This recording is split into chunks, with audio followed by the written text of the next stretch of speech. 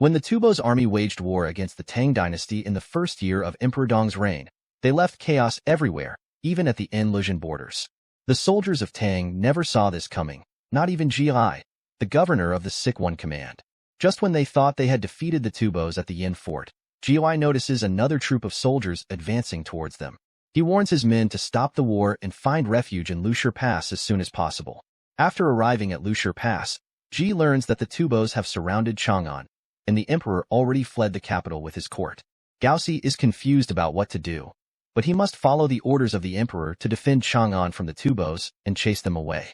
This is when Ji decides to interrogate a Tubo prisoner whom the soldiers captured at Yaxin. However, a soldier dashes in to inform Gaoxi of the presence of Chang, the military inspector sent by the emperor. Ji instructs his servant to receive him while he interrogates the captive from Tubo. Instead of querying the prisoner, Ji requests that the captive be tied in the cold, and then he attempts to kill himself for failing to protect Chang'an. Inspector Chang finally arrives, and of course, Ji prepares his mind to be executed. But Chang surprises him with a series of questions. The emperor wants to know his connection with Lei, an old friend whom he sought to kill 5 years ago.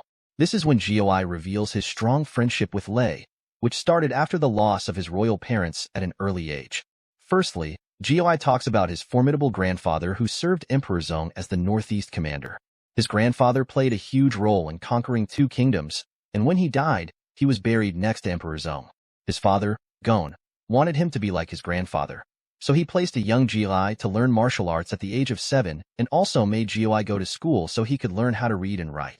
Gaoxi, as a teenager, became so good at martial arts that he even defeated his father at training. But unfortunately, when Gaoxi turned 16, his father passed away from a deadly sickness, which made him an orphan because he lost his mother at birth. He was left with nothing but his martial skills. Gaoxi realizes that his father wasted everything his grandfather left behind, so he decides to travel to Chang'an just to restore his family's name and become an important official in court. However, the journey doesn't seem to be easy, and he runs out of food and money on the way. Fortunately, Gaoxi meets Lei, the young son of a wealthy merchant who accuses him of stealing a horse.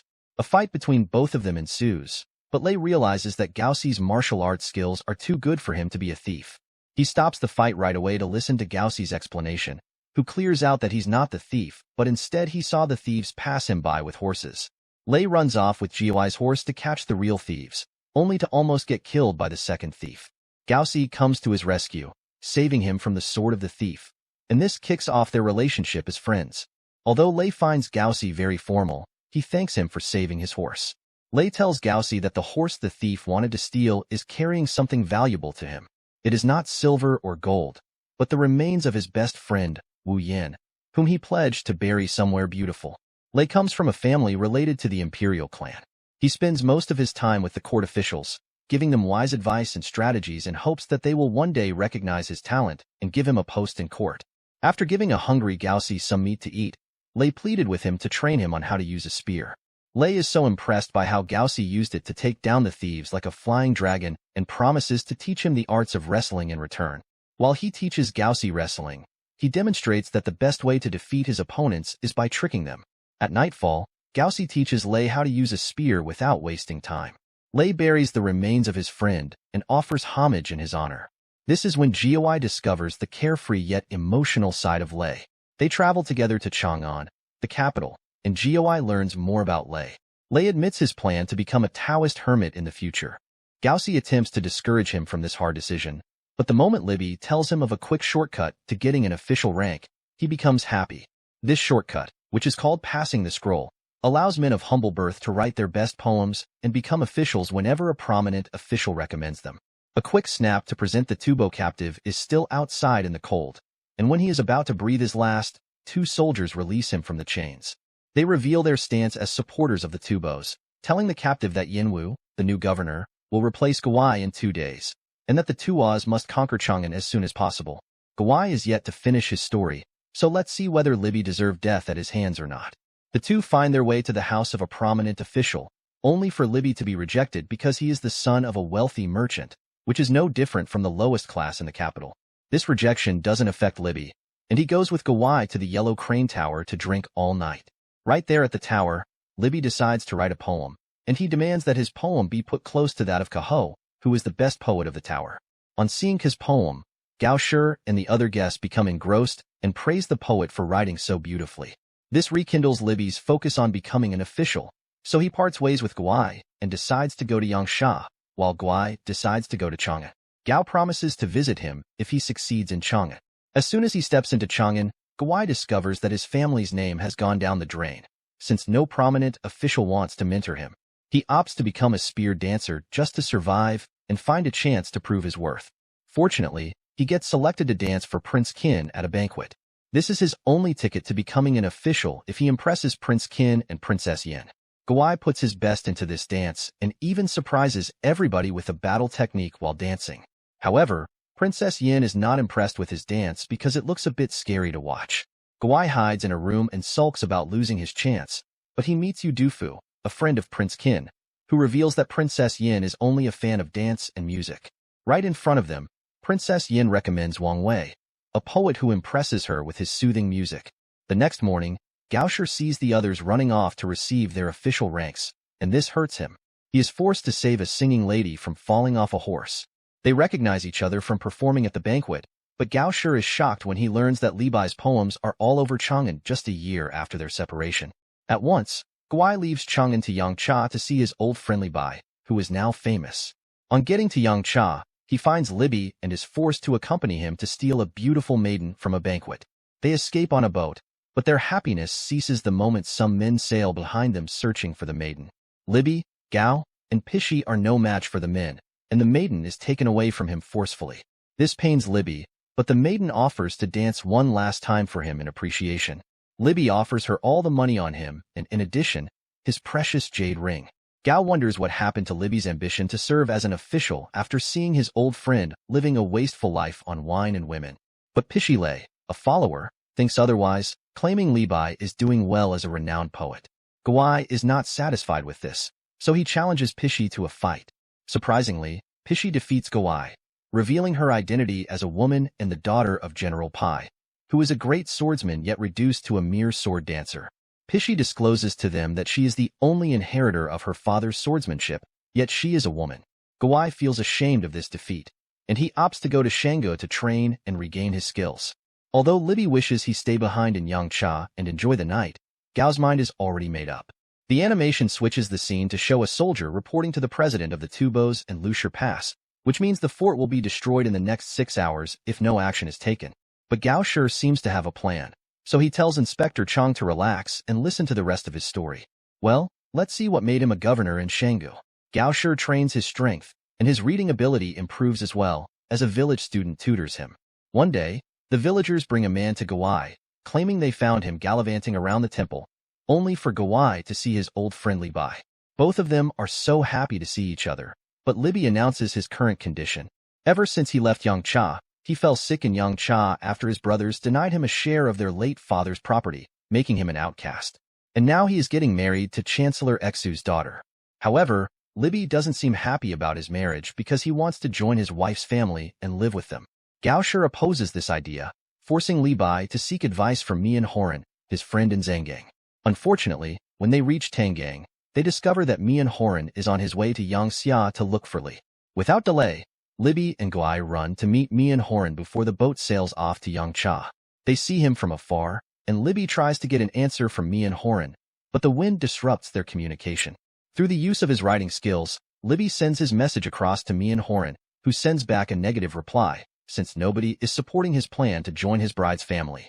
Libby drags Guai to the Yellow Crane Tower to compete against Kaho's poem again, but this time Guai parts ways with him and joins the army. A little spoiler for you. This is not what brought Guai to what he is today. All thanks to Gao's strength, he defeats a frontline cavalry leader and gets appointed as the captain of another cavalry in Jizu on the orders of the emperor. The Jizu army is after the kittens, and Gao Shi's cavalry is not enough to defeat them. The army never encounters the kittens. Rather, they keep getting lured into traps set by the kittens. So, the emperor orders them to retreat. This leaves Guai angry, and he makes up his mind to leave the army and settle for poetry. He heads to an inn and writes a new poem narrating his experience in Jizo. However, Libby shows up again, locating him after seeing his new poem, which is now popular in Tang. Li Bai tells Gao Shi how he got sidelined after the death of his father-in-law, and now he is an apprentice of the toastmaster Danu. But Li Bai reveals something more shocking. Luzon, the northern part of Tang, is planning to launch an attack on Tang. The conversation no longer seems to be a secret when Gao, the general of Longo, sneaks up on them. He threatens to kill Libby for the knowledge of this secret, but the Pingo army comes after all of them. Gao Shi is fearless, and he sends the army away with just one threat. Later that night, he reveals to Li Bai and Guai about his execution, all because he was blamed for a fire outbreak in a military camp. Guai offers to save Gao Shi by begging Governor Jejuan to pardon him. Nights and days passed, and if there is no sign of Guai, and the day of Gao's execution creeps in, Li Bai attempts to stop the execution officers, but he's not strong enough to defeat them. This is when Guai shows up with the governor's pardon, and they save Gao from getting beheaded. The two friends spend time in solitude, wondering what to do next. Guai reminds Li Bai of their first meeting 10 years ago, and this prompts Libby to set another date in the next 10 years. Gao Shi returns to Shanggu again and retires to writing poems. Serving the emperor seems like a far-fetched ambition because all the prawns and officials wanted praise from people rather than poems. Every prominent official avoids Guai like a plague because of the poem he wrote in Jiazhou. 10 years later, Libby sends him a letter informing Gao Shi of his acceptance into court on the recommendation of Princess Aizen. He invites his friend to Chang'an, so he can follow the shortcut to become an official. Guai arrives at Chen to meet fans of Li Bai scattered around his gate. He even reunites with Dufu, the young man from Prince's Banquet. They discover that Libby is at the Kajong house drinking wine and frolicking with maidens. At the Kajong house, Gao Shi sees Li Bai, who is too drunk to remember he invited him. This makes Guai disappointed at Li Bai's drinking habits. Taking his leave back to Shenu, years later Dufu visits Guai in Shenu alongside another man with an old gate. It's Li Bai, and for the first time, he is sober. The court is no longer his favorite place, as the emperor's consort dislikes him, and his wife is now dead. So, Libby decides to be a Taoist priest, and he asks Dufu and Guai to support him in his ordination rite at the Tas Temple in Jianan. Guai and Dufu support Li Bai both under the rain and the scorching sun until he receives his ordination belt. They celebrate this achievement with a feast of drinking wine until dawn. But Guai opts to leave for Longo and serve Governor Jejuan as a military secretary.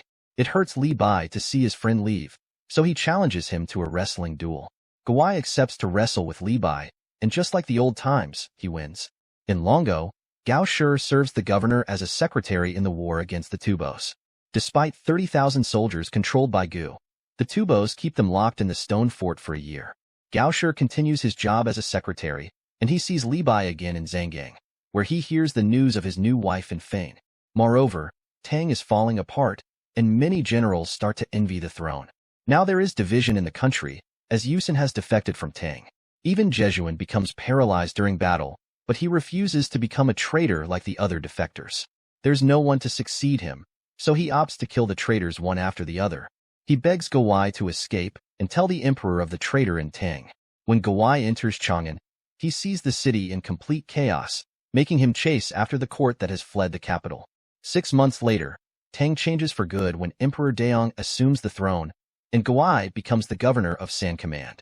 However, trouble looms again as Prince Yong, the son of Emperor Sanjin, plans to rebel against Guai and take control of the Sikong Command. To achieve this, he begins to gather allies, both generals, royals, and poets. You guessed right, Li Bai is an ally of Prince Yong, and he dedicates 11 poems to the prince, praising his victorious spirit. Luckily, Guai manages to execute Prince Yong, and all his allies face execution for committing treason. Even Li Bai is not excluded from this death row despite his claims of innocence. Li Bai's wife offers to retire to Mount Lu and live in solitude, but Guai locks Li Bai in prison, refusing to release him out of fear that negative rumors of their friendship will spread. This brings the consistent intervention of Gu, who intercedes to the emperor on Li Bai's behalf. Inspector Chang believes that Guai's intervention is the reason behind Gu's anger against him. In case you've forgotten, Guai had something up his sleeves, and maybe this is the perfect time to reveal it. Gao Shi is not injured as you thought, and the bloodstain on his neck was only a ploy to delay time. Get all troops of the Tubos closer to the walls of Lushur, and then defeat them. Moreover, Yin Wu and his reinforcement troops are on their way already. This means there is no escape for the Tubos anymore. Inspector Chang finally sees Guai's plan and is excited that the governor could execute such a plan to save Tang. After the intense war, Gao Shi is demoted and set to leave Lushi, only to hear the good news that the emperor granted amnesty to release Li Bai from exile. And as for Du Fu, Guai finds out that he is safe in Yanggu, although he wanted to keep the secret that he convinced Gu to intercede for Li Bai. Inspector Chang already knows about it. However, Guai returns to writing poems in Shango only to be called again to serve as imperial advisor of Bohai, just a year after the death of his friend Li Bai. As for Tang, it remains peaceful even after the death of Guai. And that was how the movie ended. So, what did you think of this movie? Leave it in the comments below. And if you like the video, like and subscribe for more movie recaps. See you next time.